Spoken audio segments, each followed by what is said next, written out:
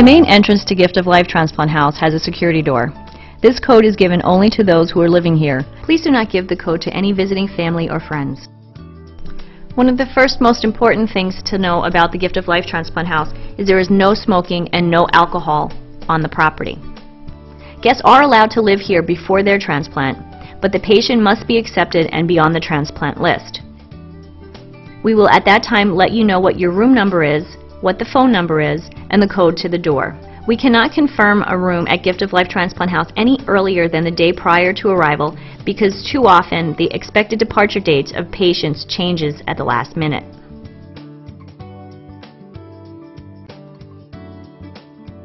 Throughout the year, we'd prefer that you'd leave your coats here in the coat room and thoroughly wipe your shoes on the mats. At no time are coats to be carried or worn in the dining rooms or in the kitchens. In winter, slippers or indoor shoes should be worn in the house and outdoor shoes should be left in the coat room. Here is our check-in board. If both the patient and caregiver are out of the house, slide the marker to out. If either is here, then slide the marker to in. Your room has a direct dial telephone number. You should give this number to friends and family and to Mayo staff. If you do not answer the phone in your room, people will often call the switchboard to find you. If the board says that you're here, we will then try to help the caller. If you're marked out, we'll put that caller into your voicemail.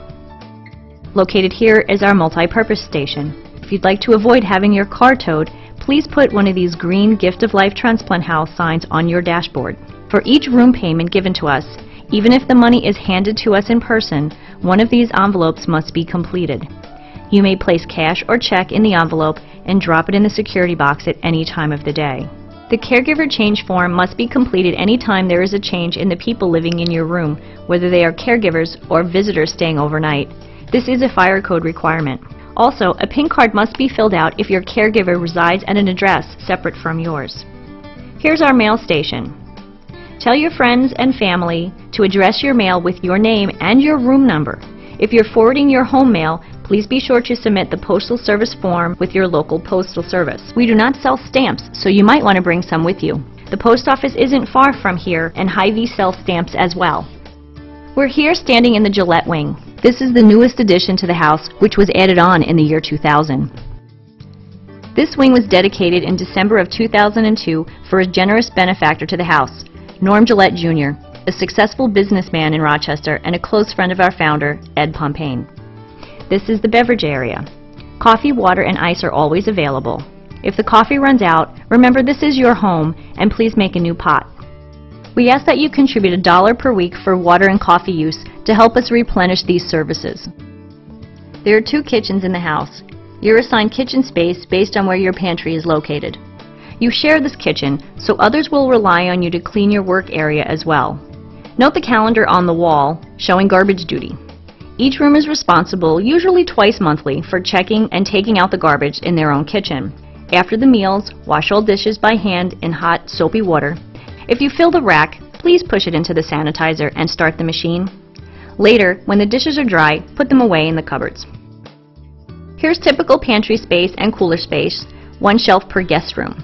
Freezer space is more limited. You have 1/3 of a shelf, which includes a plastic bin with your room number on it. Please do not overload the shelves as airflow is needed to keep the refrigerator and freezers at proper temperature. Do not thaw food on the counters.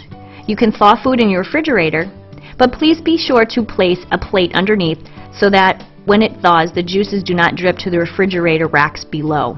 Kitchens are closed between 2:30 and 3:30 daily. Please stay out of our kitchens during this time to let our custodian do his work. It is also for your safety as the floors will be wet.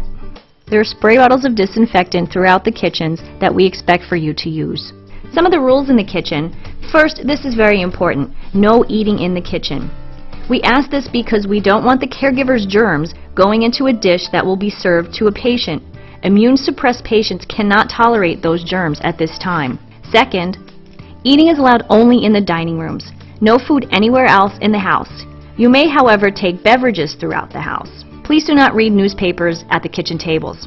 Please note we often get donations of food from local groups and guests who don't want to travel with a lot of food.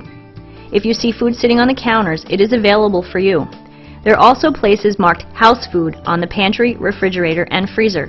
This is also for your benefit. As mentioned in the kitchen, we're in the Judd House. It was built in 1911 by the first surgeon to join the Mayo brothers. The library here offers a lot of great books to read and a calm place in which to read them. This room also offers a gas-operated fireplace to keep your toes warm.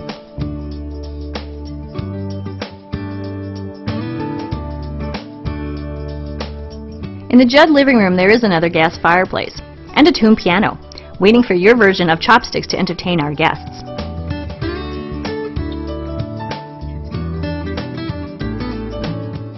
This is a typical day room. There are 5 in all. There is a TV in each day room, and there are VCRs and DVDs in the others. Some day rooms have tables for puzzles and card games. We have public telephones throughout the house and directions for transferring calls that may come in during the evening. I'm sure your neighbor would really appreciate you transferring a call to them. Here's our guest laundry room. Please use a spray bottle to clean the tops of the machines and the washers before you use them. We recommend this because another guest may have sorted dirty laundry on the top of that machine just minutes before you put your clean clothes on top of them. Also, please wipe down the top of the dryers after you're done using them and clean the lint from the filters. We provide an exercise room for all guests, and of course, we anticipate caregivers will use them as well. Gift of Life is very well respected for 2 things. First, as I hope I've made clear, we are very particular about the cleanliness of the house. Second, we are concerned about the well-being of our caregivers as well as our patients. We believe that what the caregivers are going through is equal to what the patients are going through. Different, yes, but equal. So we provide this room with the hopes that the caregivers will use it and take care of themselves while they're here.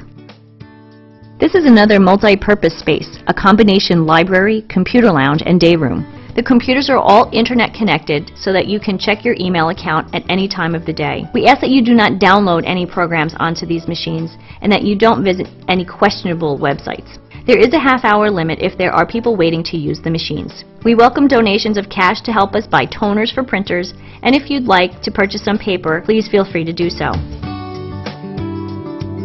Here is a typical guest room. All of the furnishings that you see here are in each room. They include a double and a twin bed, a recliner, reading lamp, private telephone with voicemail, alarm clock radio, laundry basket, and extra sheets. Note that there are no TVs in this room, and you may not bring your own. We hope that you'll gather with the other guests for TV viewing, and perhaps make a few new friends here. You'll learn a lot by visiting. We provide all the linens and ask that you wash them at least once a week with hot water. The bathroom offers a shower only. We provide typical vanity cleaning supplies under the sink so you can clean this area as often as you need to. And we ask that you clean and vacuum the entire room thoroughly once a week. The supplies you'll need are in the closet marked Guest Cleaning Supplies, located just down the hall. Last but not least, the most important part of this room is the white binder on this dresser. This manual includes all that you've heard on the tour and much more. Also, complete a blue card each time you come to live at the house. This is database information about the patient. Don't forget to complete the emergency contact info. Someone responsible who we can call if necessary and who is not going to be the caregiver. For example, if a caregiver falls and breaks their leg, we need somebody else to be able to contact. You'll also find a checkout sheet in the binder explaining the procedures prior to your departure. The room you're assigned may be located in our new building directly across the street. The layout there is different, however the same rules do apply. Room rates are $25 per night. That is not per person. Also, on the first night, we add a 1 per visit $25 fee for cleaning and linen use.